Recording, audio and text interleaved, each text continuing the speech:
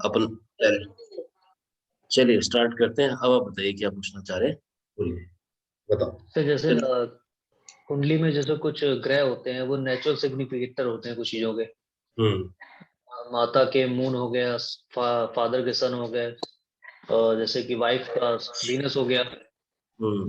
इसी तरह से जो कुंडली में हाउसेस दिखाते हैं उन्हीं चीजों को, जैसे फोर्थ हाउस मदर को दिखाता है, नाइन्थ हाउस फादर को दिखाता है, सेवंथ हाउस वाइफ को दिखाता है। हमें उनके बारे में जैसे कुछ प्रिडिक्शंस करनी है, तो हम कैसे उसको करेंगे? हाउस, उस कुंडली में हाउस से निकालेंगे, और जो नेचुरल सिग्निफिकेटर है उससे उसको कैसे यूज करते हैं उस कुंडली में? हाँ, देखो इसमें क्या रहता है सिस्टम।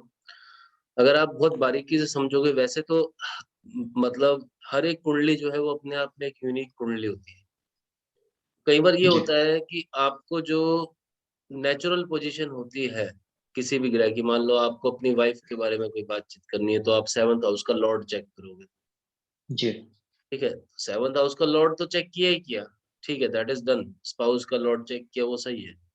परंतु कहीं ना कहीं क्या होता है कि कई बार सेवंथ हाउस का लॉर्ड जो है, मान लो वो कभी कभी किसी किसी केस में, मैंने हालांकि आप लोगों को इस कोर्स के अंदर ये चीज बताई नहीं है कि क्या रहता है कि नेचुरल सिग्निफिकेटर तो आपको बाय डिफॉल्ट हर एक चीज का चेक करना ही करना है, वो तो एक थंब रूल है, ठीक है ना। जी।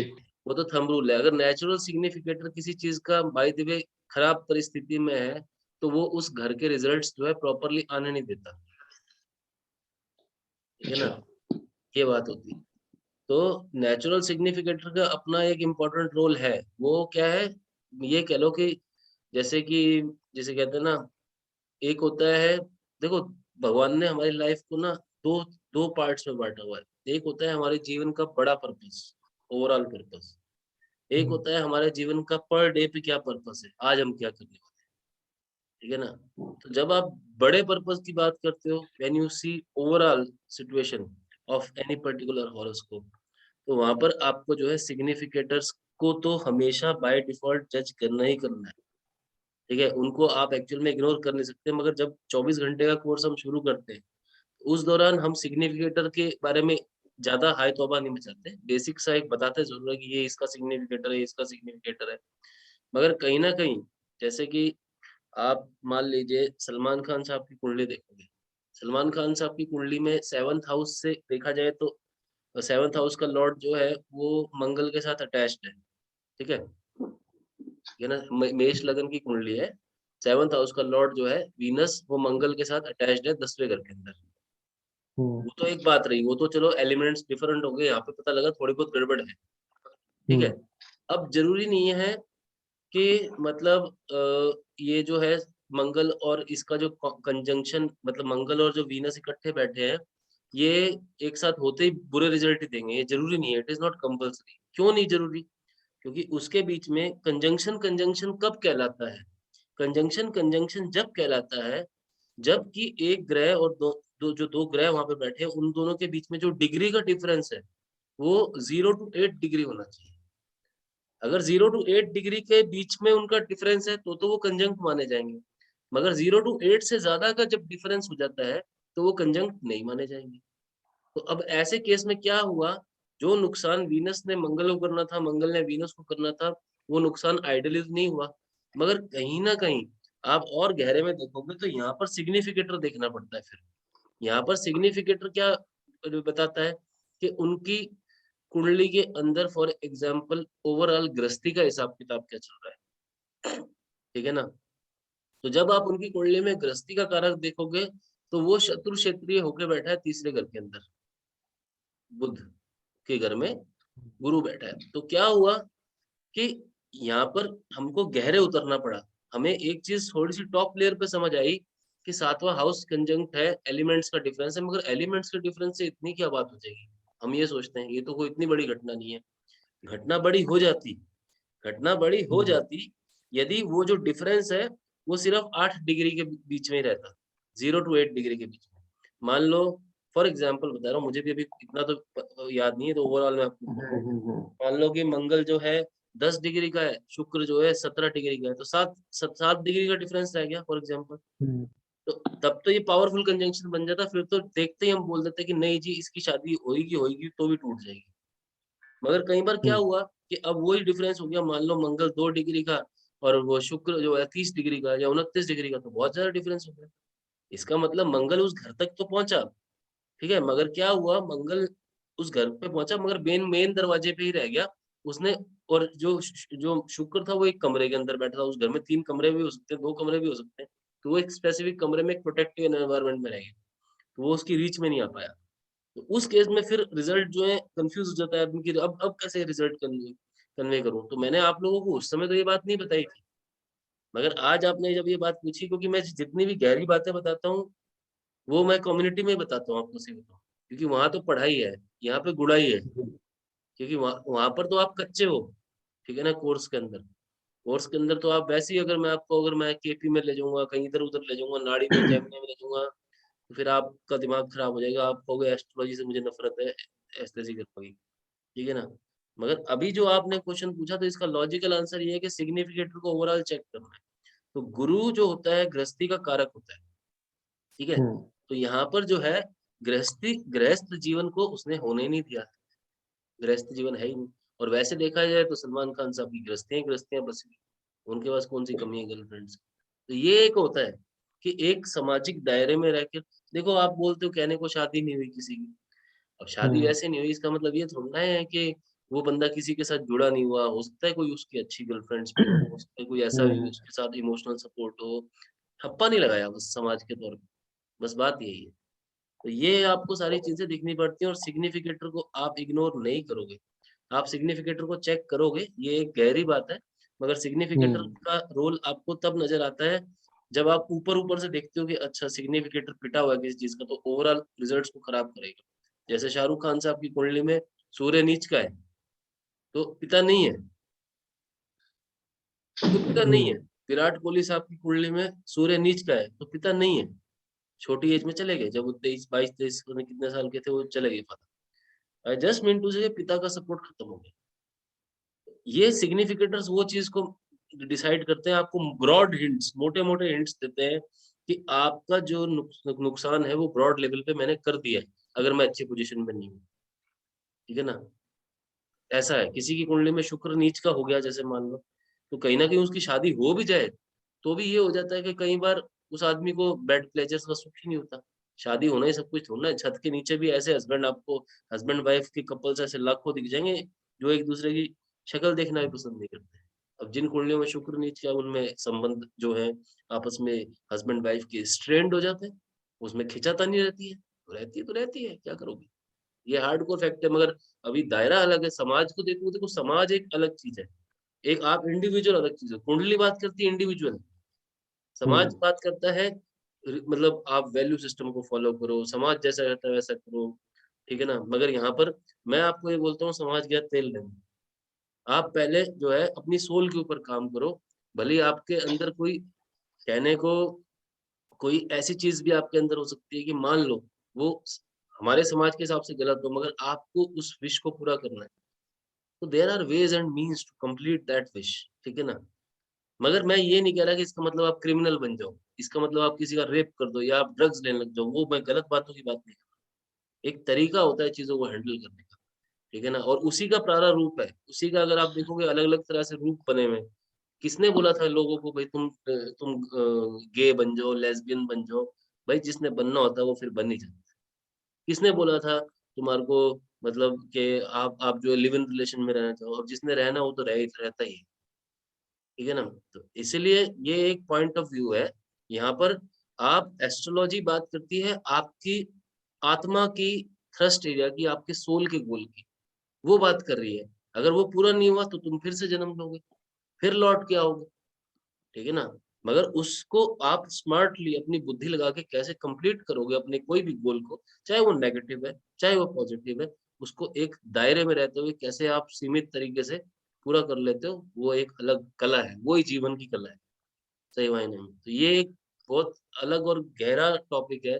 इसके ऊपर आप ये कोई अगर ये कोई वीडियो देख भी रहे हो यूट्यूब पे, तो इसमें ये मत समझिएगा कि मैं आपके बच्चे बिगाड़ने जा रहा हूँ, ठीक है ना।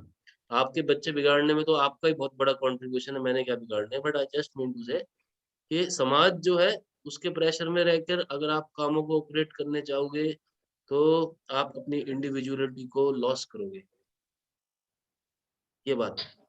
और बहुत सी ऐसी बातें हैं, इसलिए लोग हमारे पास आते हैं कि सर बात को कॉन्फिडेंशियल रखना। तो एस्ट्रोलॉजर का पहला रोल ये होता है कि अगर कोई आपके पास आया तो उसके उसकी बात को कॉन्फिडेंशियल रख के वो आप पे विश्वास कर सके, तब वो आपको आपकी गहरी बातें बताएगा और तब आपसे वो सॉल्यूशन भी पूछेगा। ये है इस बात के इस एस्ट्रोलॉजी की खास बात। तो आपके सवाल का जवाब मिला आपको, आई होप। Ji sir. जी जी जी जी। और बताइए, ठीक बड़े है, दिनों बाद आपने एक प्रश्न पूछा तो मैंने कहा चलो आपको थोड़ा खुल के विस्तार में समझाया। जी सर, थैंक यू सर। आज तो भाई पूरा का पूरा कह लो कि उत्तर प्रदेश छाया हुआ है कम्युनिटी मीटिंग के अंदर, सिर्फ 2 ही लोग हैं। एक अजीत मिश्रा जी हैं। मिश्रा जी आप कहाँ पर हैं? सर थोड़ा अजीत, पावर ऑफ है। कोई बात नहीं, कोई बात नहीं। नाम सर। हाँ जी, हाँ जी, प्रणाम। और बताइए हिमांशु जी, कुछ पूछना चाहें तो पूछिए ना। जी सर। सर क्या जब ये आपने बताया गे एंड लेस्बियन वाला, तो ये भी हम कुंडली से देख सकते हैं क्या, होमोसेक्सुअलिटी? बिल्कुल देख सकते हो। बुध और शनि जो है, तो बुध और शुक्र जो है, ठीक है ना, इवन तक मतलब आप एक्स्ट्रा मैरिटल अफेयर्स भी उससे निकाल सकते हो, ठीक है ना।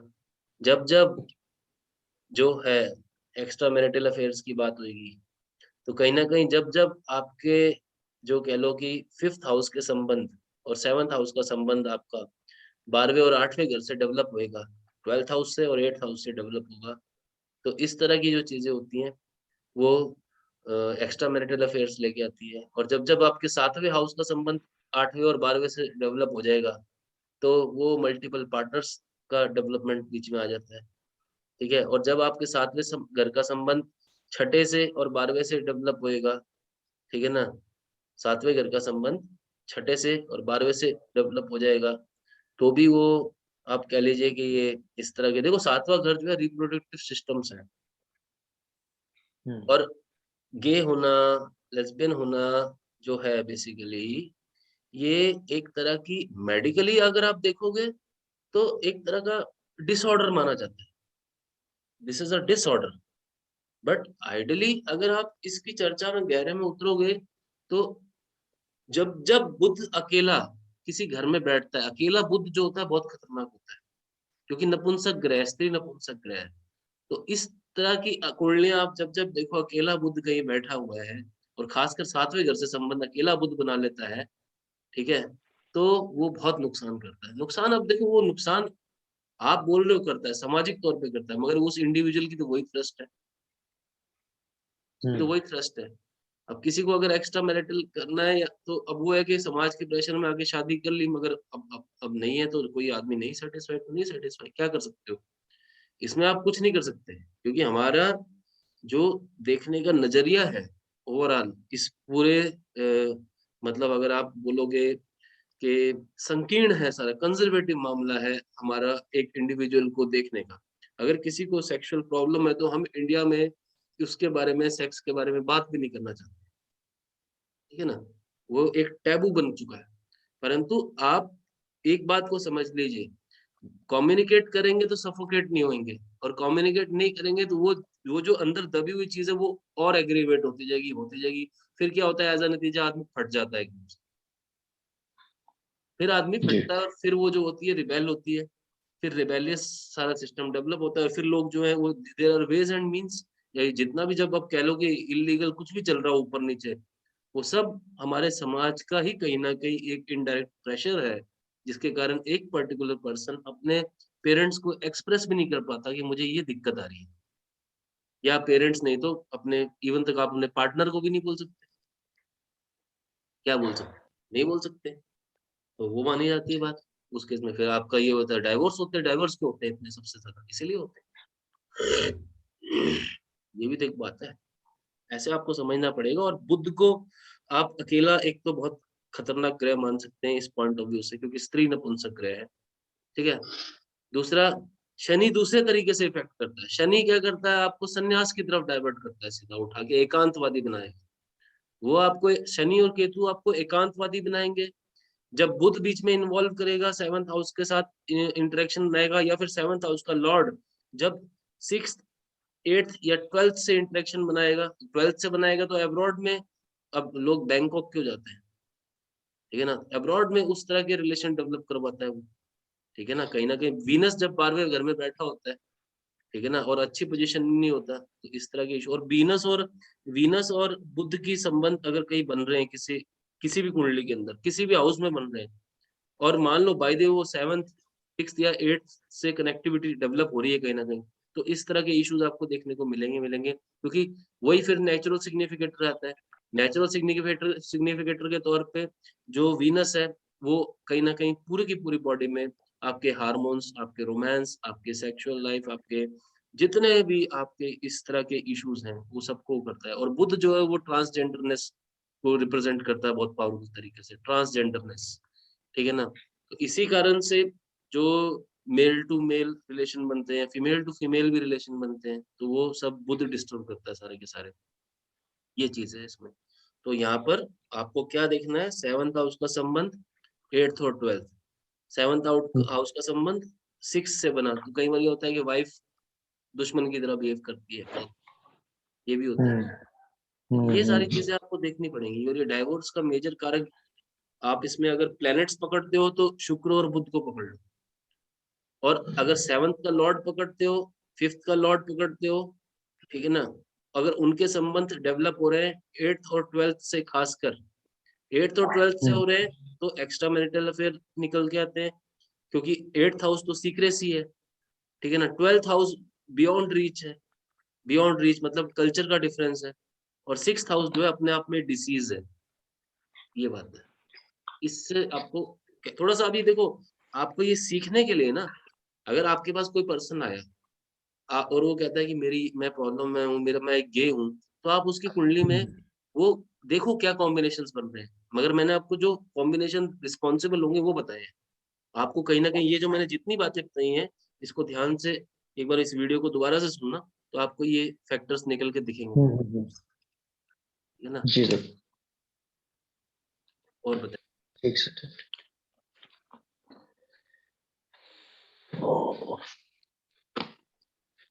बढ़िया है, बहुत दिनों बाद आप आए हो, तो आज आज क्वेश्चंस भी आपके आज इतने गहरे हो गए हैं, और पूछना चाहते हैं।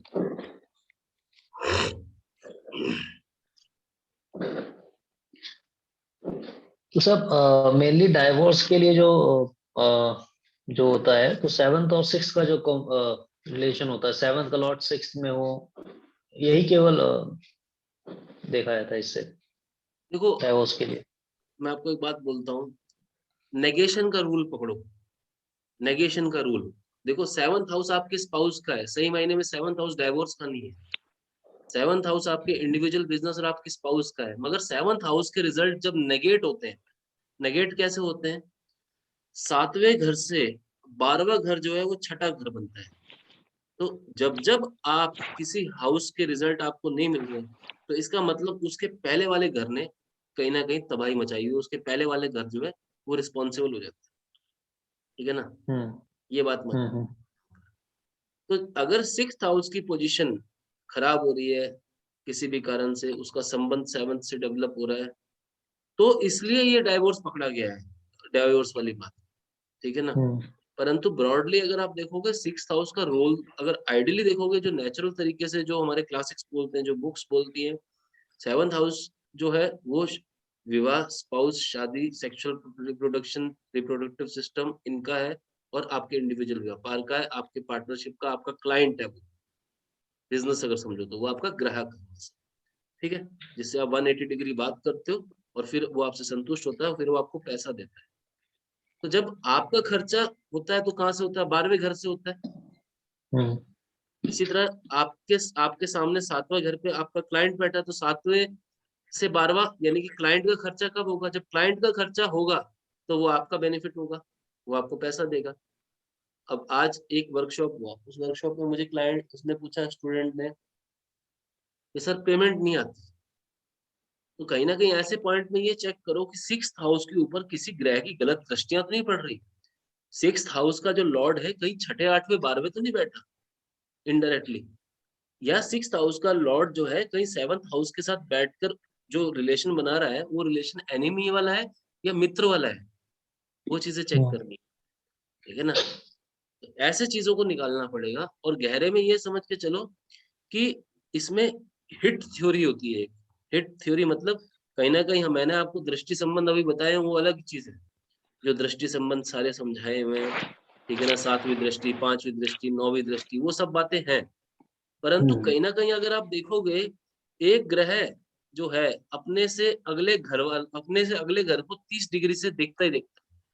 तो इस तरह से क्या है, क्या ये जो ग्रह है ये दृष्टि संबंध तो बनाते ही बनाते हैं हर एक घर से, ठीक है ना। मान लो फॉर एग्जाम्पल आपका गुरु मान लो 5वें में बैठा है, ठीक है, तो वो जो है छठे घर से दृष्टि संबंध को डेवलप करेगा, ठीक है, वो 30 डिग्री की दृष्टि होगी सिर्फ, ठीक है। फिर इसी तरह से जब वो 7वें घर से कोई संबंध डेवलप करेगा दृष्टि का, तो वो 45 वो क्या नाम है 45 60 डिग्री का हो जाएगा, ठीक है ना, 30-60, ठीक है ना। तो ये चीज हमारे को देखनी पड़ती है। अगर आप ब्रॉडली इस बात को ध्यान से समझोगे तो आप ऐसे पकड़ के चलो कि जो 45 डिग्री, 90 डिग्री, ठीक है, 45 डिग्री, 90 डिग्री जो होता है सारा का सारा, और 180 डिग्री, ये जो दृष्टियां होती हैं ये ज्यादा अच्छी नहीं मानी जाती, ये शुभ नहीं मानी जाती। वो बात अलग है कि जब एक ग्रह अपने मित्र को देख रहा है या अपने घर को देख रहा है तो वो शुभता दे ही देगा। मगर 30 डिग्री, 60 डिग्री और 120 डिग्री के जो दृष्टियां होती हैं वो जनरली शुभ मानी जाती है, ठीक है ना, वो अच्छे रिजल्ट्स देती हैं। तो ऐसे केस में हमारे को हिट थ्योरी को कई बार देखना पड़ता है और फिर वहां से पता लगता है कि क्या कारण बने कि जिसके कारण डाइवोर्स हुआ। अब मान लो 6th हाउस खुद तो जाके बहुत अच्छी पोजीशन में बैठा हुआ है, 7th हाउस भी बहुत पावरफुल पोजीशन में है, मगर 6th हाउस के ऊपर मान लो किसी ग्रह की दृष्टि पड़ रही है, या 7th हाउस के ऊपर मान लो किसी ग्रह की दृष्टि पड़ रही है और वो शत्रु क्षेत्रीय दृष्टि है, तो भाई इशू आएगा, देयर विल बी प्रॉब्लम। तो ऐसे हमारे को दृष्टि संबंध को भी चेक करना पड़ता है और तब चीजें निकल के हमारे सामने आती है गहरे में, ठीक है ना। और ठीक बताइए। सर।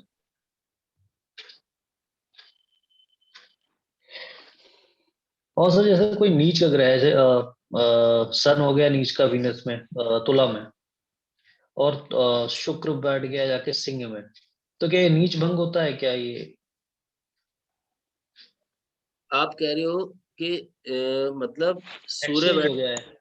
हाँ एक्सचेंज हुआ है ना, तो एक्सचेंज के केस हम्म में क्या होता है, जितना लॉस होना होता है उस लेवल पे लॉस नहीं होता है, ठीक है ना, उस लेवल पे लॉस नहीं होता। ये जो एक्सचेंज की आप बात करते हो ना, मान लो सूर्य बैठा तुला के अंदर, हम्म ये बोल रहे हो आप, और हम्म शुक्र बैठा, अब यहाँ पे सूर्य के हम्म केस में क्या है कि राशि एक ही है सूर्य के पास, ठीक है ना। हम्म कई बार ये होता है कि कोई ग्रह होते हैं जिनके पास दो दो राशियां भी होती हैं, हम्म।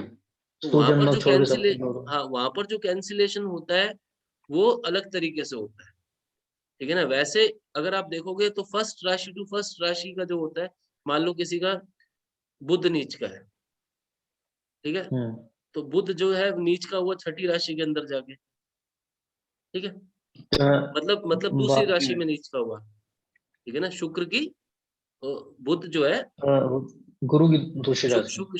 शुक्र की दूसरी राशि यानी कि सॉरी गुरु की दूसरी गुरु की राशि में, दूसरी। हाँ। ठीक है ना। हम्म।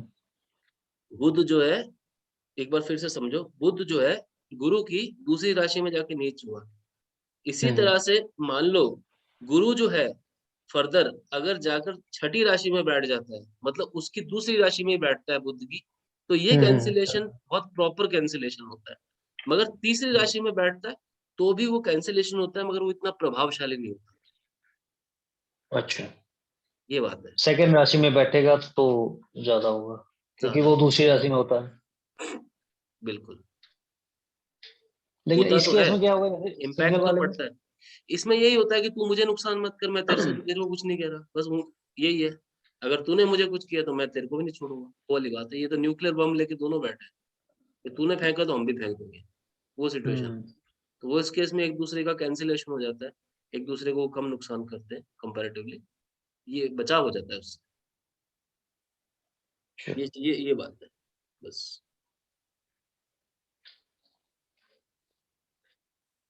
तो that is called exchange of houses. Exchange से हाँ, बचाव हो जाता है। और एक एक केसेस में ये भी आता है कि मान लो बुध उच्च का किसी का बैठा है एक घर में, और साथ में वहीं पे जाकर शुक्र भी बैठ गया, ठीक है ना। बुध किसी का उच्च का बैठा, वहां पे शुक्र नीच का जाके बैठ गया, जैसे नेचुरल है। जहाँ पर बुध उच्च का वहां पे शुक्र नीच का हो जाता है, ठीक है ना। कॉइन थ्योरी काम करती है ना, कॉइन थ्योरी काम करती है। कॉइन थ्योरी क्या बोलती है, बुध और शुक्र का एक कॉइन है। बुध क्या बोलता है 612 हूं मैं, शुक्र बोलता है मैं 126 हूँ। तो जब दो ऐसे ग्रह बैठ जाए कि एक नीच का एक उच्च का इकट्ठे बैठ गए, बहुत सारे हॉरोस्कोप में आपको बैठे हुए मिलेंगे, ऐसे केस में वो सम हो जाते हैं। उच्च का नहीं रहता, नीच का नहीं रहता, दोनों न्यूट्रल हो जाते हैं, वो बात है, ठीक है। ये सिचुएशन रहती है, तो वहां पे बचाव हो जाता है ऐसी स्थितियों।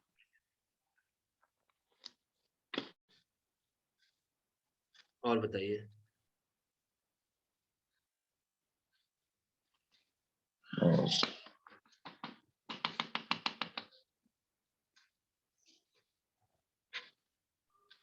अजीत जी कुछ नहीं पूछ रहे आज?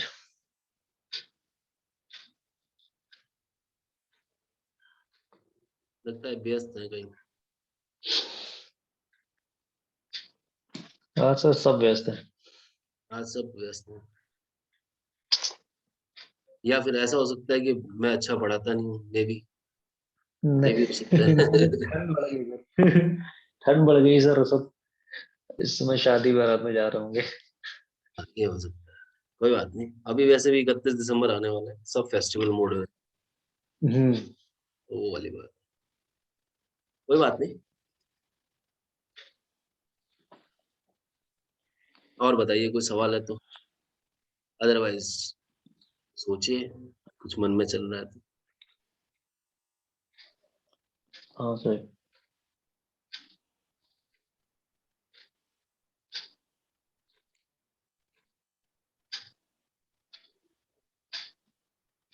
सर जैसे मेरे हॉरोस्कोप में वही जो 7th लॉर्ड है 6th में बैठा हुआ है राहु के साथ में। बैठ गया है तो टेंशन है ना। हाँ, वो 7th, टेंशन वाली मतलब गड़बड़ वाला इसमें लग रहा है ना कि 7th लॉर्ड 6th कहाँ पे बैठा है।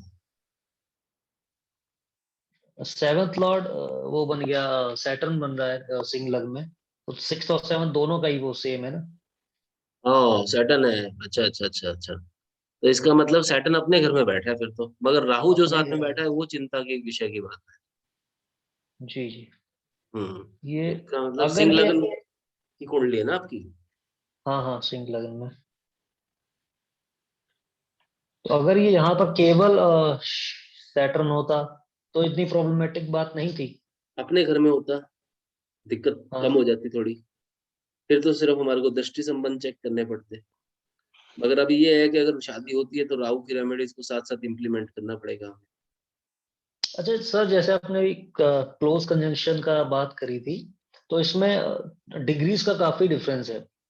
जैसे वो 0 डिग्री पे है राहु, एंड सैटर्न करीब करीब 20-25 डिग्री समथिंग है वो। बचाव हो गया फिर तो। फिर ये तो बहुत, काफी डिफरेंस ज्यादा है हाँ तो ये बचाव हो डिग्रीज गया का। है। फिर तो ये बचाव हो गया है, इसका मतलब जो है, आपका विवाहित जीवन जो है, वो हो सकता है कि शादी लेट जरूर हो, मगर शादी के हम्म। अंदर जो टेंशन्स नजर आती हैं, जो हो सकती थी राहु थोड़ी के सी कारण, कम। उसके इफेक्ट बहुत कम हो जाएंगे, बहुत ज्यादा और कम हो जाएंगे। और सर ये ऐसे 6th 12th में गुरु चंद्र साथ में है, तो उनकी भी तो एस्पेक्ट वो एक तरीके से अच्छी एस्पेक्ट ही होती है।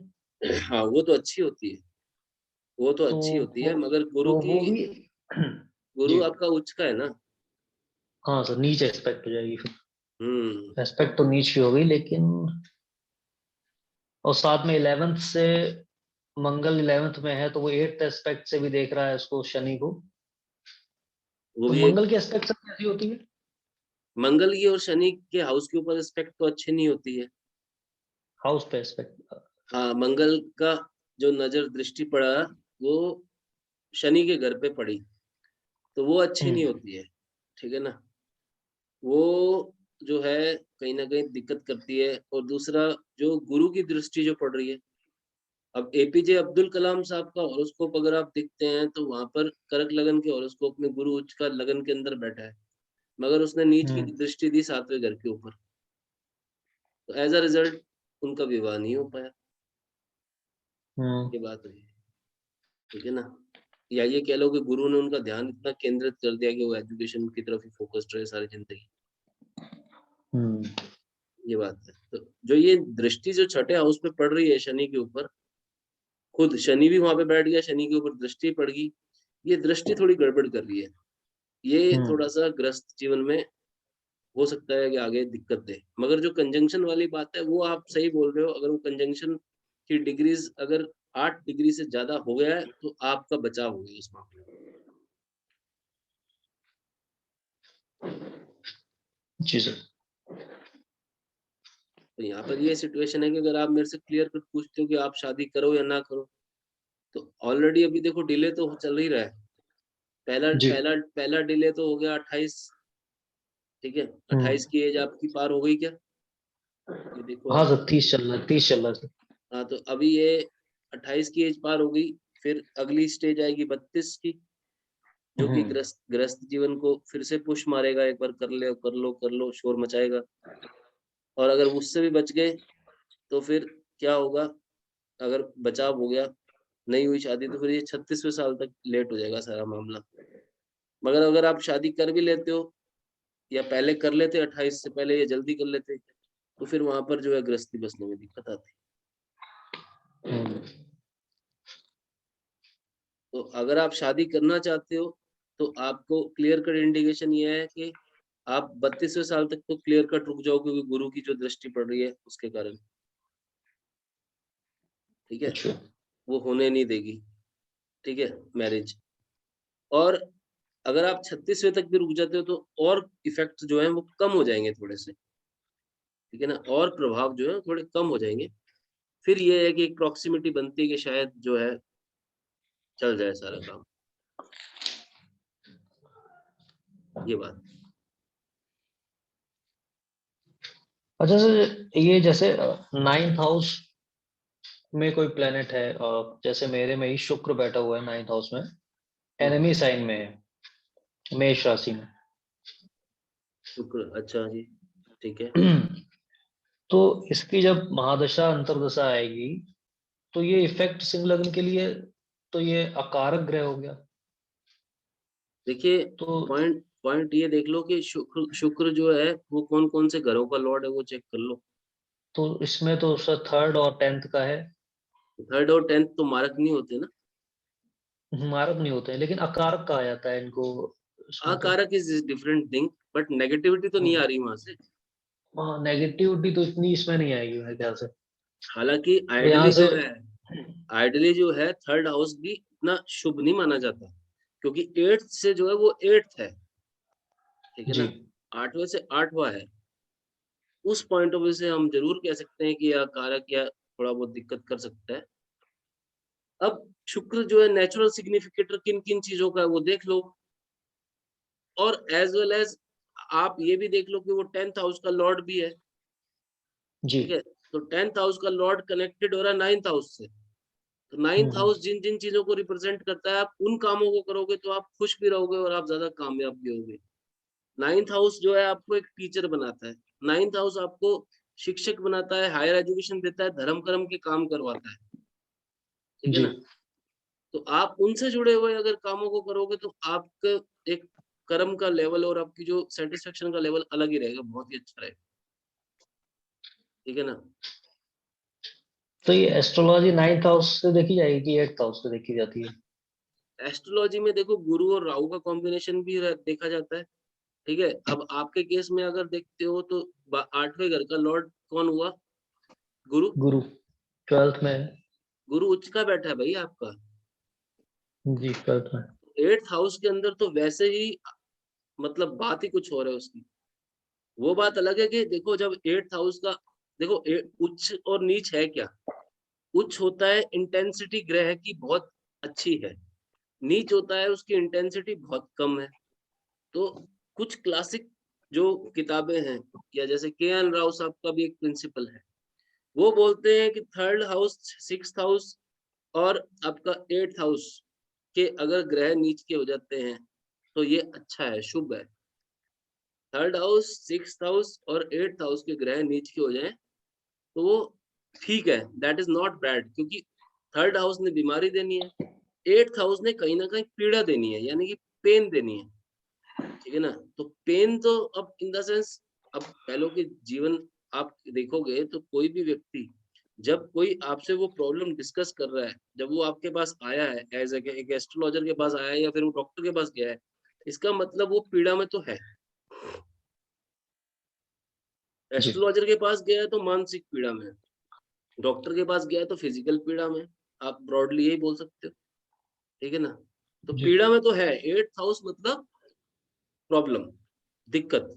मगर आपका एट्थ हाउस का लॉर्ड क्या बना, 12वें घर में जाके बैठा और उच्च का हो गया, तो कहीं ना कहीं हम्म, एज सच तो ये पीड़ा नहीं देगा, आपका पैसा अच्छी जगहों पे इन्वेस्ट करवाएगा, मगर उसके लिए आपके पास पैसा होना भी तो चाहिए, तभी तो इन्वेस्ट करवाएगा।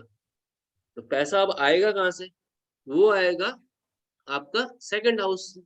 सेकंड 11th हाउस इनकमिंग है, सेकंड हाउस बैंक बैलेंस है, तो अब सेकंड हाउस की पोजीशन भी चेक करो और 11th हाउस की पोजीशन भी चेक कर लो। दोनों के लॉर्ड से इसमें मरकरी हुए, ये मेरे केस में, और वो डेबिलिटेटेड है, वो 8th हाउस में ही है। अब वो बात आ गई ना, फिर मैं तभी तो बोला कि पैसा जो मतलब आप कह लो कि 8th हाउस के आपको अच्छे इम्पैक्ट मिलने थे, ठीक है, बाय द वे मिलते, तो वहां पर क्या हुआ, मरकरी जो है वहां पर आपने बताया नीच के जाके बैठ गए 8th हाउस में, ऐसा बोल रहे ना, जी ठीक है। जी अब जी मरकरी नीच का होके तो जरूर सन के बैठा साथ है, में। मरकरी नीच का होके तो जरूर बैठा है, मगर एक अच्छी बात क्या है कि मरकरी जो है अपने हाउस को 7वीं दृष्टि से जब देखेगा तो अपने घर को संभाल भी लेगा ना। 7वीं दृष्टि कहाँ है मरकरी की, हाँ 7वीं सेकंड दृष्टि हाउस कहाँ है, पे, सेकंड हाउस पे, सेकंड हाउस के अंदर है, सेकंड हाउस पे उच्च की दृष्टि बन रही है। उच्च दृष्टि से देखे। हाँ, तो ये जो है ऐसा और उस एकदम से पर नीच का ग्रह देखते ही ना एकदम हाथ पांव नहीं फैलाने चाहिए। Sir 1 second. जी जी, Good evening, sir. Good evening Elizabeth, how are you? Hi, Liz. Hello, Nidhi. Good evening. Sir, I went to sleep. Actually, I saw Nidhi's message and I joined. Sorry for that. No problem, no. Sir, मुझे ना दशा, अंतरदशा और महादशा ये थोड़ा ना आप समझाओगे वापस? हाँ, समझा देता हूँ। देखिए, पॉइंट क्या है कि महादशा जो होती है वो मेजर इवेंट्स को बताती है, ठीक है। महादशा के अंदर अभी तो आपने महादशा, अंतरदशा और प्रत्यंतर दशा ये सुना है, इसके हाँ सर। अंदर एक और भी होता है, सूक्ष्म दशा भी होती है, ठीक है, जो डे बाय डे भी चलती है, उसमें तो अभी हम उतरे ही नहीं है, ठीक है। तो I just mean to say there are events, types of events when they are reflected by a period, ठीक है। मान लो आप कहते हो मेरी मंगल की महादशा है फॉर एग्जाम्पल, तो मंगल की जो महादशा है वो एक मेजर इवेंट चल रहा है अभी आपकी लाइफ में, तो अब मंगल आपके हॉरोस्कोप में जिन जिन हाउसेस का लॉर्ड है, तो आपका मेजर फोकस उस समय उधर ही चल रहा होगा, ठीक है, ऐसे सोचना है। अभी आपकी कुंडली में आपकी कौन सी महादशा चल रही है? सर, राहु में सैटर्न है सर, मुझे यही नहीं समझता है। हाँ, तो राहु जो है वो आपका कौन से घर का लॉर्ड है, तो मतलब कहाँ पे बैठा हुआ है, कहाँ पे बैठा है? सेवेंथ में बैठा है सर। तो आपकी जिंदगी में इस समय मेजर इश्यूज क्या चल रहे हैं, 7th हाउस क्या किस किस को रिप्रेजेंट करता है? सर, आपको पता ही है, फैमिली, रिलेशन। तो आपको पता ही है, अभी तो हाँ वही टर्मोइल सुलझा रहे हो अभी तो आप, वो भी अपने आप में एक मेजर इवेंट ही हो रखा है, तो अभी वही इवेंट चल रहा है, ठीक है ना। हाँ फिर राहु में जब सैटर्न की बात करोगी, तो आपकी कुंडली में सैटर्न जो है वो किसका लॉर्ड है, 10th हाउस का लॉर्ड, 11th हाउस का लॉर्ड, हाँ। तो 7th हाउस मेजर स्पाउस का मेजर रोल Reason. जो है इशू चल रहा है। फिर 10th और 11th की जब बात हुई है, अंतर में प्रत्यंतर आया, सॉरी महा में अंतर आया, महादशा में अंतरदशा आया तो क्या नजर आया कि आप अपने ब्रेड एंड बटर यानी अपना कर्म और अपनी इनकम के बारे में लगी हुई हो। तो आप लगी हुई हो नहीं लगी हुई हो, सोचो अभी इस समय आपकी लाइफ का फोकस क्या है। तो इस समय जो आपकी करंट लाइफ का जो फोकस है वो आपकी महादशा और अंतरदशा वो आपको बता देती है, और उसमें भी एक प्रत्यंतर होगा, ठीक है ना, वो अब आपको चेक करना पड़ेगा वो कौन सा चल रहा है। सर इसको इंग्लिश में पीरियड और सब पीरियड बोलते हैं ना? यस, महादशा को हाँ पीरियड्स एंड सब पीरियड्स भी बोल सकते हैं, मगर करेक्ट जो टर्मिनोलॉजी एस्ट्रोलॉजी के लिए है वो है महादशा एमडी, फिर अंतरदशा एडी, फिर पीडी प्रत्यंतर दशा, फिर एक लास्ट आती है एसडी सूक्ष्म दशा। उसको छोड़ दो वो तो सो ये दशा में रेमेडीज नहीं होते सर? नहीं बिकॉज होती, जैसे क्यों नहीं? मुझे हेल्थ इश्यू हो रहा है तो फिर मतलब मंत्र या कुछ करना है which will help, because medication तो सब कर रहे but I don't find much difference. आप एक काम करो, आपके हॉरोस्कोप के अंदर when you talk about 11th house, ठीक है ना, देखो जब आप देखती हो कृष्णमूर्ति पद्धति, ठीक है, और जब आप देखती हो पराशर की पद्धति, तो पराशर तो पद्धति में तो बोलते हैं कि 5th हाउस जो है वो इम्पोर्टेंट है, क्योंकि बुद्धि जिसके पास है वो अपनी बुद्धि से उस सिचुएशन से बाहर निकलता है, उसको स्ट्रॉन्ग करो। और केपी सिस्टम बोलता है कि आपके गेन्स का लॉर्ड क्या है, आपके गेन्स का लॉर्ड यानी कि आपको जो बेनिफिट मिलने, लाभ मिलने, वो सारे के सारे आपको मिलने हैं 11th हाउस से। तो अगर आप अपने 11th हाउस को जो है किसी भी तरह से आप कह लीजिए कि उसको नर्चर करते हो, ठीक है, 11th हाउस को आप नर्चर करते हो तो थिंग्स विल बी फाइन। अब आप ये बताओ कि आपका जो सैटर्न है वो कहाँ पर बैठा हुआ है?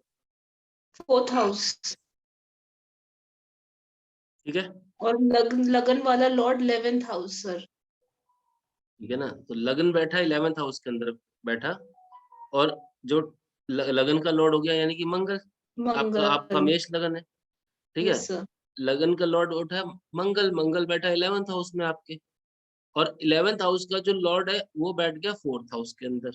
4th हाउस में तो 4th हाउस जो है चंद्रमा का हाउस है, तो दैट मीन्स चंद्रमा, वहां पर उसकी पोजीशन जो है वो आइडली इतनी अच्छी नहीं मानी जाती है। Yes sir. अगर आपको लाभ लेने हैं, आपको बेनिफिट्स लेने हैं, तो कहीं ना कहीं आपको ये देखना है कि आप जो है 11th हाउस को नर्चर कैसे करोगे, ये बात समझनी है। तो उसके अंदर आप ये समझ लो कि मोटे मोटे में अगर आप सैटर्न को किसी तरह से इस्टेब्लिश कर लेते हो, मान लो आप एक काला धागा, ठीक है, काला धागा जो है सिर्फ लेकर, ठीक है, आपको जो भी फिजिकल इश्यूज आ रहे हैं, जैसे आपने अभी एक काले रंग की बिंदी लगाई हुई है, हाँ, ठीक है, अब ये यस क्या है, सर। आपने सैटर्न को इस्टेब्लिश कर दिया अपने माथे के ऊपर, हाँ सर। ठीक है ना, आपने काले सैटर्न को इस्टेब्लिश कर दिया अपने माथे के ऊपर, और आप खुद बाय डिफॉल्ट क्या हो, कहीं ना कहीं आप देखोगे आप क्या हो, आप मार्स हो, मार्स, ठीक है? मगर आपके बीच में एक्सचेंज बन रहा है, मार्स बैठा है सैटर्न के घर में, सैटर्न बैठा है, आपने ये बिठा दिया यहाँ पे मार्स के घर में, 4th हाउस से निकाल के आपने उसे यहाँ बिठा दिया, ठीक है ना, तो कहीं ना कहीं वो अगर स्थिति देखोगे तो वो चीज सही हो गई आपके लिए, ठीक है, हाँ सर।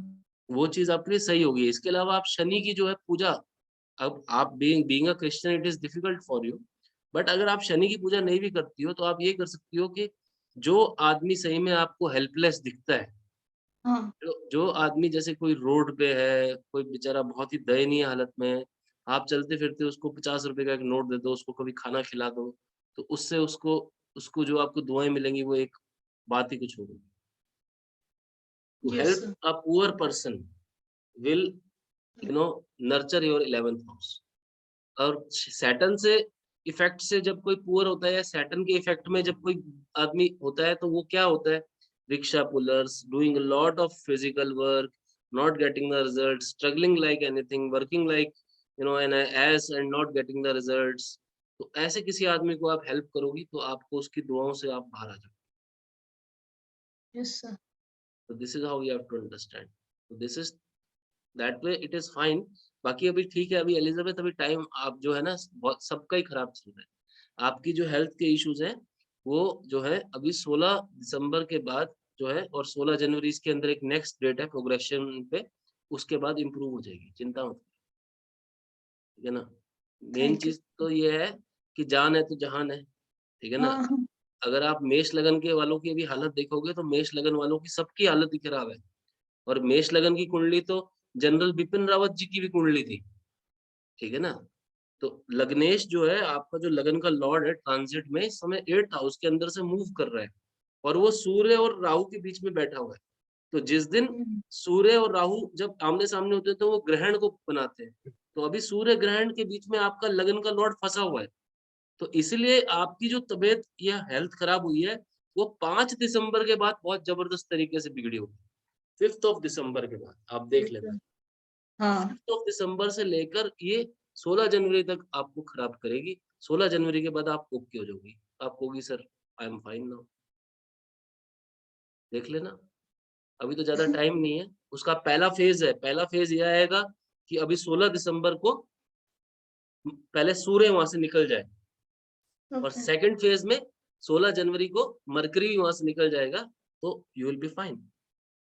तो ये 5 दिसंबर डेट नोट कर लो, 5 दिसंबर के बाद हेल्थ खराब होनी स्टार्ट, चेक कर लो भले। So, तो अभी 45 दिन खतरनाक थे पीछे जो गए हैं, लास्ट 45 last डेज question. वर डेंजरस। तो इसमें तो अब लेने को तो वो अभी बस यही है कि घर के अंदर आराम से बैठो, हनुमान जी का पाठ वाठ करो, ठीक है ना, और बिंदी जो है वो ब्लैक कलर की लगानी स्टार्ट करो, सिंपल, Yes, sir. तो उससे आपको सही हो जाएगा काम, ठीक है। Yes, sir. Thank you. हाँ, I hope now your question is answered ना। Yes, sir. हाँ जी बताइए, और कोई क्वेश्चन पूछना है तो पूछिए, जिसको भी पूछना है प्लीज। सर अंकित की भी मेष लगन की कुंडली है ना?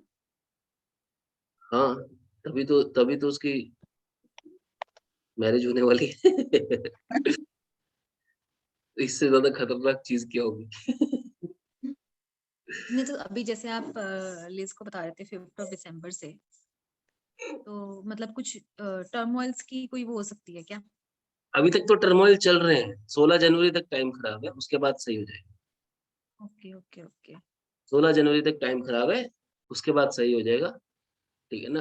मूंगा पहना दो, बढ़िया हो तो वो जाएगा। तो पहना हुआ है सर। हाँ, मूंगा और पुखराज पहन के रखना चाहिए मेष लगन वालों को। सर आपसे एक सर पर्सनल होगा कंसल्टेशन लेनी है सर, कब टाइम देंगे सर आप? ले लीजिएगा, अभी पूछ लो टाइम क्या लेना, अभी पूछ। अच्छा चलो लिज आप पूछो। सर मुझे अभी मूंगा कब पहना है? वो स्टोन मेरे पास रखा है, पुखराज मैंने अभी गोल्ड में पहना है, तो मूंगा नहीं पहनना है क्या सर मुझे? बिकॉज मार्च पहन लेना, 16 जनवरी के बाद पहनना। ओके 16 जनवरी के बाद पहन। सर। और लियोन के लिए भी सैटर्न नीलम आपने बोला था, तो वो मैं निधि से पूछती हूँ कि वो कितने तक सब, मुझे थोड़ा लियोन के लिए वो एक करना था सर। नीलम आपने बोला ना सर्टिफाइड, आप चेक करके मतलब जो लैब से ऑथेंटिक टेस्ट है। करा के, लैब से टेस्ट करवाएंगे, पहले मैं पीस चूज करूंगा, फिर उसको लैब भेज दूंगा, फिर हाँ उसका सर्टिफिकेशन वाला रेडी करवा के, उसकी डेंसिटी वाला निकलवा के फिर आपको भेज देंगे। अभी तो आप तो पुणे में रहती हो, तो it is quite easy for you. Sir मैं अभी पुणे आऊंगी, मैं बैंगलोर में हूँ। अच्छा एक्चुअली लियोन का और 2 पेपर बाकी है सर, जो 22 को खत्म होगा, then I will be in Pune. Okay okay okay, ठीक है ठीक है ठीक है, कोई बात नहीं, आप निधि को बता दो, Nidhi will certainly arrange it हाँ for you. Yes Nidhi sir. Nidhi के पास हैं वेंडर्स, और निधि अपने आप अच्छा सा करके देगी आपके लिए अरेंज, कोई दिक्कत नहीं है, ठीक है ना। शी विल मैनेज, जब भी आपको चाहिए हो बोल देना उसको, वो हो जाएगा, कोई दिक्कत। सर अप्रोक्सीमेट कितना तक जाएगा सर ये स्टोन? अप्रोक्सीमेटली मान के चलो 15 to 22 काइंड ऑफ अप्रोक्सीमेटली। मगर आपको अगर पेमेंट की दिक्कत हो तो बता देना, हम वेंडर से रिक्वेस्ट करके आपको 2 EMI में करवा देंगे। और हाँ सर वैसा वो चलेगा। वो हमारे पुराने वेंडर्स हैं, वो हमारे को कोऑपरेट करते हैं, हालांकि हाँ और तो सर। कोई नहीं करता, बट वो भी मेरे क्लाइंट ही हैं, उनको हाँ मैं एक सर। रिक्वेस्ट कर दूंगा, उनको बोल देंगे अपना आप दो पार्ट में कर देंगे। यस सर, फिर मैं निधि से कांटेक्ट करके मैं करा लेती हूँ लियोन के लिए हाँ, वो। जितना जल्दी हो सके करवा के खत्म कर। ठीक है ना। सर और एक था कि हम्म, जैसे अभी वास्तु मतलब मैंने किया, बट अब क्या हो रहा है कि I am not practising it. तो जैसे अभी ये वाला मैंने निधि से पूछा था कि 1 ईयर मुझे ना मतलब ये जो हम जिसे पढ़ाई करते हैं, आई विल बी विथ यू, आप जब भी क्लासेस लेते हो तो आई will be a part of it, तो फिर वो दिमाग में रहता है सर। तो मुझे ना ऐसा कंटिन्यू करना है, मुझे मेरा पढ़ाई बीच में नहीं छोड़ना है सर। तो ऐसा कुछ है क्या जो फर्दर अभी वास्तु में भी रहेगा? हाँ बैच तो चल रहा है, बैच तो शुरू ऑलरेडी हो ही चुका है, ठीक है ना। तो जो वो कोई प्रॉब्लम नहीं है। और एक मॉर्निंग आप दोपहर में फ्री होते हो कि 12 बजे के अराउंड? नहीं सर, 12 बजे तो मेरा ऑफिस चालू हो जाता है। इट्स 12 टू इवनिंग 11 सर, रात के 11 बज जाते हैं, तो मेरा वैसा शिफ्ट होता है। अच्छा अच्छा अच्छा, तो फिर कब पढ़ाई करोगे, कैसे, कब बताओ, कौन सा टाइम आपको अरेंज करवा के दूं? आपको जो सर टाइम वास्तु बताओगे। मतलब मुझे ऐसे केस स्टडीज करना है सर, मतलब जहाँ जो आपने पढ़ाया वो मैं प्रैक्टिस कर सकूं, वैसे मुझे अभी कुछ है नहीं करने के लिए मतलब वास्तु में, बट विथ अब एस्ट्रोलॉजी एक आई एम काम कर डूइंग इट लेंगे, विथ यू। एक काम कर लेंगे आपसे, जब जब मैं वास्तु के केसेस जोड़ लेता हूँ उनमें तुम मेरे साथ रहा करो फिर, हाँ सर। ठीक है ना। जब जब मैं वास्तु के केसेस लेता हूँ you be with me in those things. और साथ साथ आपको वीकली जो है एक क्लास भी मैं आपको आपके लिए सेपरेटली करवा दिया करूंगा, जो आपका एक कन्वीनियंट टाइम भी बता दो सेपरेटली, तो उसमें मैं आपकी केस स्टडी करवा दूंगा आपको, ठीक है। I do. हाँ सर, केस स्टडी से ये सर। ठीक है ना, तो वो भी कर लेंगे, वीक में एक केस स्टडी कर लिया करो। और एक जो है मेरे साथ प्रैक्टिकल रहा करो, जब जब होएगी वास्तु रेट में तुम्हारे को बता दिया करूंगा, तो यू जस्ट बी हाँ विद मी, सर, ठीक है ना, assist me, so you will learn there practically live cases। Life cases sir. हाँ, you will be able to learn, ठीक है। और बताएं। हाँ जी हिमांशु जी, कुछ पूछना है? कहाँ आपका क्वेश्चन बीच में रह गया था? जी सर। क्या बोल रहे थे बताइए। पता पता नहीं सर, भूल गए। कुछ कहा था, कुछ बात चल रही थी। आपकी बात चल रही थी, सर, आपका बुध बुध नीच का बैठा है, आप ये बुध, कह रहे थे। हाँ जी जी जी। 2nd एंड 11th का लॉर्ड जो था। अब सेकंड और 11th का लॉर्ड क्या हुआ? बुध हो गया, तो इसका मतलब अर्निंग और इसके बाद बैंक बैलेंस, गेन। हाँ, ठीक है ना, तो उसमें दिक्कत आएगी, दिक्कत आएगी। बट आप जो है अगर हरी चीजों के दान शुरू कर दो साथ साथ एक बार, ठीक है ना, तो उससे आराम आ जाएगा। आप गाय को निरंतर निरंतर जो है बुधवार के बुधवार चारा खिलाना स्टार्ट, ठीक है ना, उससे स्थिति सुधर जाएगी, उससे आपकी अर्निंग के सोर्स भी इंप्रूव हो जाएंगे। और कोशिश ये करो कि आपके 10th हाउस का लॉर्ड जिस घर में बैठा है आप उससे जुड़े काम को, प्रोफेशन को पकड़ने की कोशिश करो, ठीक है ना। आप सर जैसे बता दीजिए, जैसे ये तो वीनस है वैसे ही। वीनस है और इसमें जाके बैठा है 9th में। तो वीनस से रिलेटेड वर्क करने चाहिए। वीनस से रिलेटेड नहीं, 9th हाउस से रिलेटेड, क्योंकि कंजंक्शन दो तरह की होती है। अभी अगर आप देखोगे तो गुरु जो है 10th हाउस का लॉर्ड है, उसकी कंजंक्शन किस किस से बन रही है आपकी? 10वें 9वें घर से बन रही है। तो conjunction is of two type, one is planet to house और another is planet to planet. तो जब प्लेनेट टू हाउस की कंजंक्शन देखते हो तो आपका संबंध जो है 9वें घर से डेवलप हो रहा है। हम्म। तो 9th हाउस जो है वो अब आपको क्या बोलेगा, या तो हायर एजुकेशन लो पहले पहले, और या फिर आप जो है 9वें घर से जुड़े हुए कामों को करना स्टार्ट करो। अब 9th हाउस से जुड़े हुए प्रोफेशंस कौन कौन से होते हैं, ठीक है ना, उसकी एक लिस्ट जो है वो अपना आप आइडेंटिफाई करो, तो उससे जो है आपको सारा का सारा पता लगेगा। 9th हाउस आप बताओ, आपको मैंने बताया था मतलब कौन कौन से होते हैं, सोचो, दिमाग लगाओ पहले, टीचर बताया था, टीचर बताया था, और टीचर। सोचो। टीचर है, कंसल्टेंसी भी हो गया इसमें। हाँ, और और और किसी धार्मिक संस्थान से जुड़ के। पब्लिशिंग, ठीक है, पब्लिशिंग। जी जी। पब्लिशिंग, धार्मिक संस्थान से जुड़ के कोई काम करने का, करने के लिए। देखो जो 9th हाउस जो होता है वो आपको पब्लिशिंग का काम देता है। एक तो आप पब्लिश करो किताबें विताबें, अगर कुछ लिखना चाहो तो टीचिंग कर सकते हो, पॉलिटिक्स कर सकते हो, ये सारे जो प्रोफेशंस हैं आपके लिए बढ़िया। अब आप देखो कि आप किसके अंदर ज्यादा कंफर्टेबल हो। आप टीचिंग कुछ करना चाहते हो, आप कुछ बुक पब्लिश करना चाहते हो, बुक्स वगैरह, कुछ आर्टिकल्स वगैरह, जिससे आपको बेनिफिट मिले। आजकल तो लोग अमेज़न पे बुक्स बेच रहे हैं अपने लिख लिख के, और एक बार बुक उस पे अमेज़न पे डाल दी तो सारी जिंदगी बिकती रहती है उसकी, जी है ना। तो वैसे आपको सोचना है कि आप, और या फिर ट्रैवलिंग से जुड़ा हुआ बिजनेस करो, ट्रैवल एजेंसी वगैरह कुछ ऐसा कुछ आप सोच सकते हो। किसी को वैकेशन टूर्स वगैरह करवाना, लोगों को धार्मिक टूरों का टूर करवाना, लोगों को पिलग्रिमेज करवाना। धार्मिक टूर होते हैं ना भाई, जी एक बस अरेंज, एक बस वाले से टाई अप किया, बस अरेंज कर ली। The girl called him, she is not. अरे मैम आप जो पूछना है सीधा पूछ लो ना, क्या आप चैट बॉक्स में लिख रहे हो, मुझे ऐसे समझ नहीं आ रहा है। आप सीधा सवाल पूछो, मैं बता देता हूँ।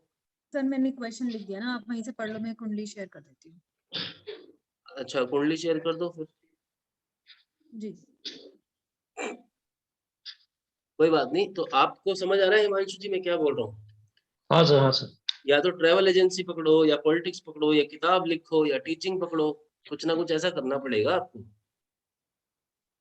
जी ठीक है? सर। अभी आप जिस प्रोफेशन में हो, क्या आप संतुष्ट हो? नहीं सर। तो आप जो है अपने आप को अब डेवलप करो ना उस हिसाब से। या तो आप एस्ट्रोलॉजी की कंसल्टेंसी शुरू करो। सर दिख रही थी क्या स्क्रीन? दिख रही थी जी, बिल्कुल दिख रही दिख थी। रही थी।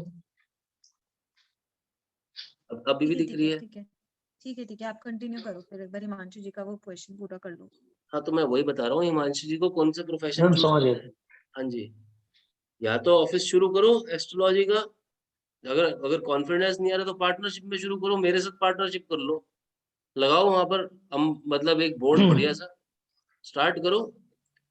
छोड़ो नौकरी, लगा दो एक बोर्ड आरबीजे कंसल्ट या आरबीजे गुरुकुल का, और वहां पर कोर्सेज पढ़ाने स्टार्ट करो। देखो 15-20 दिन, 2 महीना 2 महीना अपना काम जमाने में टाइम लगेगा। काम कब जमता है? काम जमता है आपके हम्बल बिहेवियर से।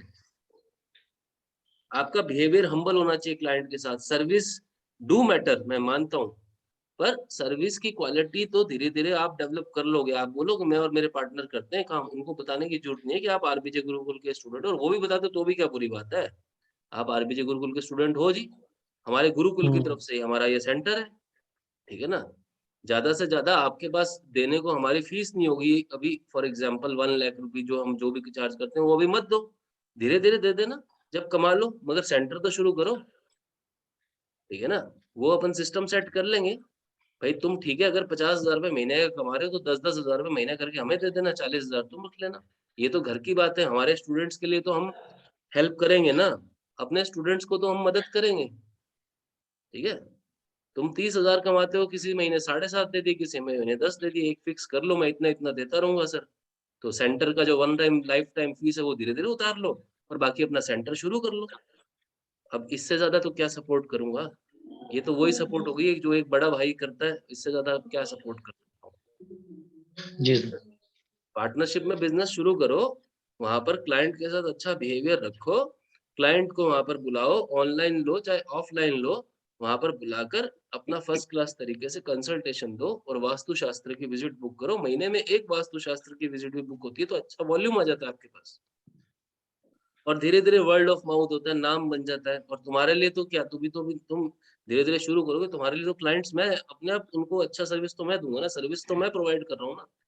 आरबीजे गुरुकुल का नाम तो तुम जानते ही हो, आप लोग तो इतने समय से हो वो आरबीजे गुरुकुल के अंदर, आप लोगों को आज तक कोई सर्विस से रिलेटेड दिक्कत आई? ये बताओ। नो तो हाँ आप सर। उस हिसाब से सोचो, ठीक है ना। तो आप अगर करना चाहो तो मेरी तरफ से, गुरुकुल की तरफ से जो सपोर्ट चाहिए किसी भी स्टूडेंट को, हम पूरा सपोर्ट प्रोवाइड करेंगे, अपनी जान लगा के आपको हेल्प करेंगे। मगर हाँ ठीक है, जो नॉर्म्स है, हमारे को भी जीने के लिए जो पैसा चाहिए वो तो चाहिए, उसमें हम क्या कर सकते हैं, ठीक है ना। तो ऑक्सीजन का सिलेंडर तो हमारे को भी रिक्वायर्ड है ऑपरेट करने के लिए, वो वाली बात। तो उस हिसाब से देखो, अगर हिम्मत है, मन है, तो शुरू करो, अपना नौकरी खत्म करी, 5-6 बजे घर आए, उसके बाद अपना ऑफिस किया, सैटरडे संडे पूरा पूरा लगाया। ज्यादातर जो अपनी जो अपॉइंटमेंट्स है सैटरडे संडे में फिक्स किए। कुछ इमीडिएट इंस्टेंट है, मुझे ऑफिस से ही बोल दिया कि सर मैंने जूम लिंक दे दिया, आप हैंडल कर लेना, ठीक है ना। मोबाइल से ऑफिस के अंदर बैठ गए, बीच में मीटिंग के 2 मिनट बाद निकल गए, बस क्लाइंट को इंट्रोड्यूस करके मेरे साथ। बहुत सारी चीजें हैं करने को। Where there is a will there is a way. और मुझे पता है नौकरी तो नौकरी है, नौकरी में तो आदमी जो है, हालत आदमी की जो है वो बस पूछो मत क्या हो जाती है। तो मैं तो 20 साल नौकरियां कर चुका हूँ, तो I can connect with each and every person कि फालतू जो प्राइवेट नौकरियां हैं वो क्या पेन देती हैं, आई कैन अंडरस्टैंड। एंड और मैं आरबीजे गुरुकुल लेके इसलिए आया हूँ कि मैं ऐसे 10 भव्यदीप भाटिया और खड़े कर दूं पूरे इंडिया में, ऐसे 10 क्या 1000 खड़े कर दूं पूरे वर्ल्ड वाइड, कि हाँ भाई वो औरों को सपोर्ट दे रहे हैं। वो बात होनी चाहिए, मेरा मिशन वो है। तो आप प्लानिंग करो, आप हिम्मत करो, आप तैयारी करो, मेरी तरफ से पूरा सपोर्ट मिलेगा, ठीक है। जी सर, जी जी। ठीक है ना, बस वो है कि इरादे बुलंद होने चाहिए भैया। बस ये शुरू करना है तो सेंटर शुरू करना है, और तुम्हारा जाके ना ज्यादा से ज्यादा सेंटर लॉस में चला जाएगा, महीना क्लाइंट नहीं आएगा, 2 महीने नहीं आएगा, मैं तुम्हारे को कौन से तुम्हारे से कर्जा मांग रहा हूँ। मैं तुमको ये थोड़ा ना बोल रहा हूँ कि भाई हिमांशु हर महीने 20,000 रुपए देने ही देने हैं, ऐसा तो मैं तुम्हारे को बोल नहीं रहा है 10,000 देने देने हैं, ऐसा बोल नहीं रहा। तुम एक रेशो फिक्स कर लो कि सर मैं 10 रुपए कमाऊंगा, 2.5 रुपए आपके फिक्स रहे, जैसे कि सेंटर के फिक्स रहे जो सेंटर की फीस है, और बाकी जो अपने बचेगा वो अपन दोनों आधा आधा बांट लेंगे, ठीक है ना। क्योंकि पार्टनरशिप में तो फिर पार्टनरशिप की तरह चलाएंगे। सर्विस सारी मैं दूंगा, अपॉइंटमेंट वहां पे बैठ के फेस बन के तुम बुक करो, कर लो काम, ठीक है हिम्मत तो करो, no problem, I will support you. और बताइए निधि जी का क्या क्वेश्चन है। The girl called, okay, my younger brother. Okay, दिखाओ मैडम, दिखाओ आपका जरा कुंडली देखें।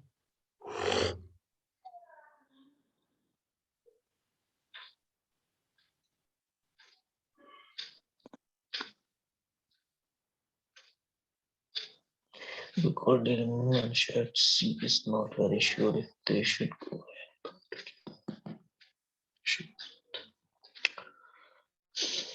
देखिए अगर जब मैं 7th हाउस की बात करता हूँ, और 7th हाउस, और अभी तो मगर शादी तो अभी हुई नहीं है, अभी तो बस मेष लगन के अंदर ट्रांजिट की बात मैं करता हूँ। तो मैडम अभी तो देखो 16 जनवरी तक तो टाइम जो है परिस्थितियां खराब है इस कुंडली के हिसाब से, ठीक है ना। और जो जो नीच के प्लैनेट्स हैं उनकी रेमेडीज आपको इम्प्लीमेंट करनी पड़ेंगी तुरंत से, क्योंकि क्या? आप क्या देख रहे हो, देख रहा हूँ मैं यहाँ पर जी इस हॉरोस्कोप के अंदर जो राहु एंड केतु है ना वो नीच के पड़े हुए हैं, जी सर। और नीच के राहु एंड केतु ने ग्रिप कर दिया है लग्नेश को इस समय। हालांकि अब नीच का राहु केतु जो रिजल्ट देगा वो फिर अब नीच के हिसाब से देगा ना, बात तो ये, और वो भाग्यस्थान का मालिक भी और फादर के घर में बैठा है, ये बात है। तो आप इनके राहु एंड केतु की रेमेडीज को तुरंत इम्प्लीमेंट करवा दो, अदरवाइज सिचुएशन में भी डाइजी हो सकती है। सर राहु केतु का तो ऑलरेडी वो चल रहा है ना, ट्यूसडे का जो आपने बताया था मीठी रोटी, और वेडनेसडे का जो। वो चल रहा है क्या उपाय। जी सर। हाँ तो बस उपाय करना ही पड़ेगा, उपाय के अलावा अपने पास और कोई अभी फिलहाल तो चारा ही नहीं है। जेम स्टोन्स आपने पहन रखे हैं, बाकी देखो जी पॉइंट क्या होता है यहाँ पर, एक बात आप बहुत गहरे में सारे समझ लो। देखो अगर ऐसे ग्रहों के इफेक्ट काट पाते ना, काट पाता मैं, तो मैं तो एस्ट्रोलॉजर हूँ, सबसे पहले तो मैं अपना ही काट देता, ठीक है। सबसे पहले तो मैं अपना ही भला करता। आई मीन टू से कि डेस्टिनी से ऊपर कुछ नहीं है, हम लोग एक कोशिश जरूर कर रहे हैं, we are trying our level best, ठीक है। एक बार विमशोत्री दशा और चेक कराओ, सर ये इसमें अच्छा ये रही 21 73, हाँ नीचे ठीक नीचे की तरफ है। जाओ। गुरु ये पत्री तो है। चलिए मेरे ख्याल से। अभी वीनस जो है वो भी कैप्रिकॉन के अंदर है, वीनस, वीनस जो है 7th हाउस का लॉर्ड कैप्रिकॉन में है। पोजीशन तो ठीक है वीनस की तो,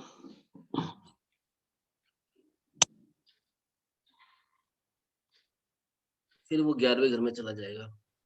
अभी आप अपने इसको ब्रदर को बोलो 30 दिसंबर तक थोड़ा संभल के रहे। मतलब बहुत ज्यादा मतलब इन द सेंस कि मतलब यही है भाई, थोड़ा सा गैप मेंटेन करो, शादी से पहले लड़की से ज्यादा घुलो मिलो मत। और अब शादी करनी है तो करनी है, मगर शादी से पहले अगर मिलते हैं या बातचीत ज्यादा होती है तो कई बार क्या होता है कि आदमी क्या होता है एक दूसरे के बारे में एक इमेज बना लेता है, और बाकी जो हाँ जो आदमी जैसा है वो तो वैसा ही रहेगा। आप अपने आप को चेंज तो नहीं कर सकते हो, ठीक है ना। मगर पॉइंट ये है कि यहाँ पर राहु केतु नीच के हैं और उसके कारण लग्नेश ट्रबल में है, तो अभी आपके ब्रदर की हेल्थ के इश्यूज भी रहेंगे, और एज वेल एज इनका जो टेम्परामेंट है वो भी डिस्टर्ब रहेगा। तो उस हिसाब से इनको एक और कंफ्यूजन भी बहुत रहेगा। तो उस हिसाब से व्हाट इज रिकमेंडेड इज कि राहु केतु की रेमेडीज को कंटिन्यू करो, ठीक है। और जितना हो सके जो लड़की है से कम बातचीत करी जाए तो ही अच्छा है, क्योंकि अगर शादी आप जैसे बता रहे हो कि अगले महीने ही है ना, अभी अभी कौन सा जी जी महीना जी चल रहा हाँ है, जी हाँ अगले जी महीने है। तो अगले महीने तक थोड़ा सा गैप मेंटेन करके चला जाए, वही एक बेस्ट समझदारी वाली बात है, और कुछ नहीं। मगर ये परिस्थितियां तो मैं आपको पहले भी इंडिकेट कर चुका हूँ, जहां तक मुझे याद है। I already told you this. जी सर ठीक है मैंने अभी कुछ पहले नहीं इमीडिएट बोला। कुछ एनीथिंग सर इमीडिएट यही है कि एक काम करो, जो राहु का उपाय जो आप बुधवार की बुधवार कर रहे थे उसको 43 डेज रेगुलर करना स्टार्ट कर दो, और केतु की जो उपाय है वो भी 43 डेज का रेगुलर कर दो। 43 दिन जब तक शादी नहीं होती 43 डेज रोज चलाओ उसे। ये लाल किताब की रेमेडी है, जब उस किसी भी रेमेडी को पावर देनी होती है तो उसको 43 दिन लगातार कर देते हैं, ठीक है सर ठीक है ना। ठीक है सर ऐसे करना, 43 डेज कर दो लगातार। सर थैंक यू हाँ जी, और बताइए, और किसी को क्या पूछना। So you got so much knowledge of Lal Kitab, then why don't we start this course? I use just some part of remedial part of Lal Kitab only, but I do not use Lal Kitab in for my predictions, honestly speaking. लाल किताब का जो पूरा base है वो काल पुरुष के उस पे चलता है। लाल किताब की कुछ बातें बहुत अच्छी हैं, सटीक है, मगर जब when you talk about the predictive astrology, तो लाल किताब के अंदर प्रिडिक्टिव एस्ट्रोलॉजी जो है उसकी इतनी आउटपुट आ नहीं पाती है, ऑनेस्टली स्पीकिंग बात यह है, ठीक है ना। तो इसलिए मैं क्या करता हूँ कि मैं वैदिक को तो यूज करता हूँ, वैदिक का बेस मैं नहीं छोड़ता हूँ, लाल किताब की रेमेडीज पिक कर लेता हूँ, और कृष्णा मूर्ति पद्धति और 16 डिविजनल चार्ट्स को तब यूज करता हूँ जब मेरी कोई क्लैरिटी लगन चार्ट और जो निर्यण भाव चलित चार्ट के ऊपर जब मेरी कोई क्लैरिटी नहीं हो। बाकी मैं 99% प्रिडिक्शन जो है वो मैं लगन के ऊपर ब्रेक डाउन करता हूँ, करके दिखाता हूँ अपनी क्लासेस में, स्टूडेंट को भी वही सिखाता हूँ, ठीक है ना। तो जब लगन से काम हो रहा है तो दूसरे पॉइंट ऑफ व्यू से आप और गहरे में उतर के नक्षत्र लॉर्ड, सब लॉर्ड, उनकी तरफ अभी क्यों जाते हो, अभी मत जाओ, अभी आपकी तैयारी कम है। वो हमारे जैसा पर्सन जो जाता है उसको फर्क नहीं पड़ता, हम तो रेफरल चेक करते हैं उनसे, ठीक है ना। चंद्र लगन मैंने आपको पढ़ाई नहीं, नवमास चार्ट मैंने पढ़ाया नहीं, D10 मैंने आपको पढ़ाया नहीं। क्यों नहीं पढ़ाया? क्योंकि आप पहले नवमास को लगन चार्ट को पका लो, कम्युनिटी के अंदर ही मैं ये जो बची हुई चीजें अपने आप कवर दे दूंगा मैं with the passage of time. जिस दिन मुझे ऐसा लगा कि हाँ एलिजाबेथ अब रेडी हो गई है, तो मैं उसको आपको अगला लेवल पे अपना भी ले जाऊंगा। ये हिमांशु से, आप हिमांशु जी से पूछो इस बात को, इनको जो मैंने आज जो बातें बताई है इनको कभी क्लास में बताई है इससे पहले, पूछ लो। So I saw Himanshu for the first time. Yeah, he's from another batch, so now he's passed out a student, but yeah he's community member from last 1 month but today only we have got the opportunity to meet Mr. Mishra Okay. in the Hi, meeting today Himanshu. so I just mean to say कि देखो दो चीजें होती है, एक होती है पैसे की इन्वेस्टमेंट, एक होती है टाइम की इन्वेस्टमेंट। तो YouTube और 2020 2021 अब जब से इंडिया में 4G आ गया है तब से नॉलेज का एरा है ये। इस नॉलेज एरा में आप अगर टाइम भी इन्वेस्ट करते हो तो भी आप बहुत सारी चीजें सीख सकते हो। और जिस आदमी के पास टाइम इन्वेस्ट करने के लिए है, मतलब टाइम जो है अपने आप में एक मोर इम्पोर्टेंट एसेट है then money, I would say. आप जो है सिर्फ टाइम के बेस पे भी काफी चीजें निकाल सकते हो, ठीक है ना। And that is the only reason I left my job. I thought के भूखा रह लेंगे, किसी के जॉब करने से अच्छा तो अपन ऐसे ठीक है थोड़ा कम कमा लेंगे, और कुछ नहीं, PhD चाय वाला एक बैनर लगा लेंगे। अभी हमारा ब्रांड है, हम क्लाउड किचन में एंटर हो रहे हैं, वी आर प्लानिंग PhD चाय वाला, ठीक है। तो वो एक मेरा पैशन है फूड इंडस्ट्री को लेके, मैं लेके आ रहा हूँ, तो उसको भी मैं करूंगा। वहां पर मैं अभी फिजिकल भी उसकी तैयारी कर रहा हूँ, PhD चाय वाला करके, एंड देसी ढाबा एवं देसी ढाबा। तो अभी मेरे ये तैयारी है। उसके अंदर मैं क्या करूंगा, वहां पर एस्ट्रोलॉजी के अपने काउंसलिंग पैकेजेस भी सेल करूंगा वहीं से, as well as I am planning कि वहां पर छोटे छोटे जो कोर्सेज हैं, हमारे स्टूडेंट्स जितने भी हैं जो कोर्सेज देना चाहते हैं, उनके कोर्सेज वहां पे सेल करवाऊंगा, ठीक है। और ऑलरेडी मैं पोर्टल लॉन्च कर चुका हूँ। पोर्टल पे अगर आप कोई स्टूडेंट अपने कोर्स डालना चाहता है तो अपने कोर्स डाल लो, आपको जो है उसका परसेंटेज लाइफ टाइम आएगा। हमारे पोर्टल पे अब कोर्स बिक रहे हैं, offline courses, recorded video lectures, we are selling that. Portal ready हो चुका है, ठीक है ना। और अभी हमने मीटिंग भी करी थी कल मीटिंग में सारे एस्ट्रोलॉजर्स को बुलाया था। अब बिजनेस पोर्टल रेडी है, तो हम उसकी भी तैयारी में हैं। अब उसकी मार्केटिंग शुरू हो गई है आज से, तो we are hoping for the best कि RBG की ऐप डाउनलोड करो, एस्ट्रोलॉजर से बात करो, तो उसमें आप लोग अपनी सर्विसेज दो वहां पर आके ऑनलाइन पोर्टल पे, कौन मना कर रहा है। ऑनलाइन भी दो, ऑफलाइन भी दो, ठीक है ना। उस हिसाब से आपको सोचना पड़ेगा, बट कोशिश तो करो, डरते क्यों हो। सर उसने रजिस्ट्रेशन किया है, उसके बाद की प्रोसेस क्या है? कुछ नहीं, बस रजिस्ट्रेशन कर लो, उसके बाद फिर आपको बिजनेस आना स्टार्ट हो जाएगा, आपको कॉल आना स्टार्ट हो जाता है। कल हमने टेस्ट कॉल किया है, कल टेस्ट कॉल करवाए हैं लोगों के, ठीक है ना। मुझे लग रहा है हिमांशु जस्ट डिस्कनेक्ट हो गया। Yeah, Himanshu was not there, sir. कोई बात नहीं, आ जाएंगे। हेलो हाँ जी, हाँ जी। हमने सर, कल जो है रजिस्ट्रेशन किया था, हाँ, आगे क्या प्रोसेस है उसमें? उसमें अब आपको कोई प्रोसेस नहीं करना, उसके बाद हम आपका प्रोफाइल अप्रूव कर देंगे। प्रोफाइल अप्रूव होते ही आप लाइव हो जाओगे, अच्छा, और उसके बाद हम आपको जो है ऑटोमेटिकली कॉल आने लगेंगे। तो अभी हम उसके चार्जेस वगैरह जो है सारे चेंज करने वाले हैं, we are about to make it happen. तो अब हम उस पर लगे हुए हैं, बस एक आधे दिन में मार्केटिंग के एफर्ट्स हमारी तरफ से हो जाएंगे शुरू, तो आप लोगों को बिजनेस आना स्टार्ट हो जाएगा। हो सकता है आपके पास किसी भी समय कॉल आ जाए। कल हमने रात को 9:30 बजे रात को मीटिंग की थी, जिसमें सारे एस्ट्रोलॉजर्स बुलाए थे हमने, ठीक है ना। We called all the astrologers जो भी पोर्टल पे है, और जो नहीं है वो आ जाए, those who are not there they can come, ठीक है।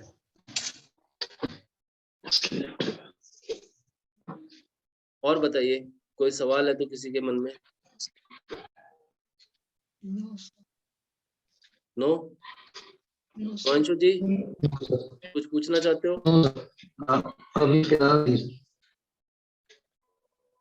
आवाज ही नहीं आ रही। हेलो सर, अभी फिलहाल तो नहीं है अभी कोई। ठीक है, no problem. Nidhi ji, do you want to sir. Ask something और shall we close the session now? Sir that's it sir, thank you so much तो ठीक है निधि जी, आप जो है इस सेशन को लोड कर दीजिएगा, और जी सर। और फिर अकॉर्डिंगली देख लेते हैं, जी ठीक है सर, ना। जी सर। तो जी sir. With this note we will end the session, ठीक है। Yes sir. चलिए गाइस, फिर then take care Good and night. Be happy, remain calm. Thank you very much. Good Namaste. night. Good night, everyone. Good night. Thank you sir, good night, good night. Ji.